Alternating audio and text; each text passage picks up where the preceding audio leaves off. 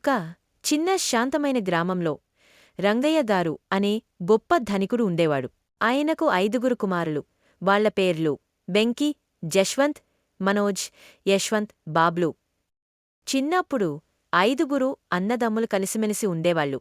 కాని పెద్దవారే. ఒక్కొక్కరు ఒక్కో పనిలో బిజీ అయ్యారు. ఒకరిపై ఒకరికి ప్రేమ తగ్గినట్లయింది. ఆ విషయం చూసి రంగయ్యదారు కాస్త చింతలో పడ్డారు. ఒకరోజు వారిని పిలిచారు. వాళ్ళు 5గురు ఆయన ముందు నిలబడ్డారు. ఆయన ముద్దుగా చూసి ఇలా చెప్పారు. ఓ పిల్లలు, మన పూర్వీకుల ఖజానా ఒక రహస్య గుహలో దాచబడింది. దాన్ని తెచ్చి చూపిస్తే మీరు నిజంగా నా వారని భావిస్తాను. కాని అది ఐక్యతతోనే తెరుస్తుంది. అన్నదమ్ములంతా ఒక్కసారిగా ఒకరిని ఒకరు చూశారు. వెంకీ గర్వంగా అన్నాడు, అన్నయ్యా, ఖజానా తెచ్చి చూపిస్తాం. అలా 5గురు కలిసి గుహయాత్రకు బయల్దేరారు. మొదట అడవిలోకి ప్రవేశించగానే ఒక పెద్ద గుంత ఎదురైంది. దానిలో ఒక విషపూరిత పాము కాస్త భయంకరంగా కదులుతూ ఉంది. అన్నదమ్ములు భయంతో వెనకబడ్డారు.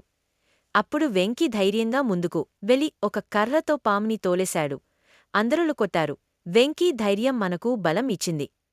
తరువాత దారిలో ఒక వృద్ధుడు జారిపడ్డాడు. వాడి దగ్గర బంగారు నాణేలు జారి నేలపై పడ్డాయి. అన్నదమ్ములందరూ మౌనంగా ఉన్నారు. కాని జశ్వంత్ నడిచి వెళ్లి వాటిని తీసుకుని వృద్ధుడికి ఇచ్చాడు. ఆ వృద్ధుడు ఆశీర్వదిస్తూ ఇలా అన్నాడు, నిజాయితీ ఉన్నవాడికి దేవుడు ఎల్లప్పుడూ తోడుంటాడు. కొద్దిసేపటి తరువాత ఒక చిన్నవాడు ఆకలితో వణికుతూ కనిపించాడు. అన్నదమ్ములు చూసి ఆశ్చర్యపడ్డారు. మనోజ్ దగ్గరికి వెళ్లి తన జోలే నుండి ఆహారం తీసి ఆ చిన్నవాడికిచ్చాడు. ఆ చిన్నవాడు దేవదూతగా మారి ధర్మాన్ని మర్చినవాడు గమ్యం చేరడడు అని ఆశీర్వదించాడు.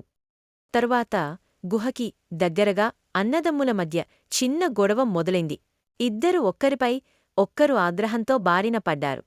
అప్పుడే యశ్వంత్ ముందుకు వచ్చి ఈ ఇద్దరి భుజాలపై చేతులు పెట్టి స్నేహపూర్వకంగా సమాధానమిచ్చి వారిని కలిపాడు. అందరూ కాస్త సిగ్గుపడుతూ మళ్లీ కలిసిపోయారు. చివరికి ఒక పెద్ద తలుపు పజిల్ తాళంతో మూసి ఉంది. అందరూ ఆగిపోయారు. అప్పుడు బాబ్లు ముందుకు వెళ్లి తన ఆత్మవిశ్వాసంతో పజిల్ సరిగా పరిష్కరించాడు. తలుపు తెరిచి బంగారు వెలుగు బయటికి వచ్చింది. అందరూ గుహలోకి వెళ్లగానే ఒక బంగారు పందిరి కనిపించింది. దానిపై రాసి ఉంది, ఐక్యతే అసలు ఖజానా. అన్నదమ్ముల కళ్లలో ఆనందం మళ్లీ పరవశమయ్యింది. వాళ్ళు ఖజానాతో ఇంటికి తిరిగి వచ్చారు. రంగయ్య గారు వారిని చూసి కళ్లతోనే మాటాడి, మీరు ఐక్యంగా ఉన్నంతకాలం మీరు నా నిజమైన సంపద అని చెప్పారు.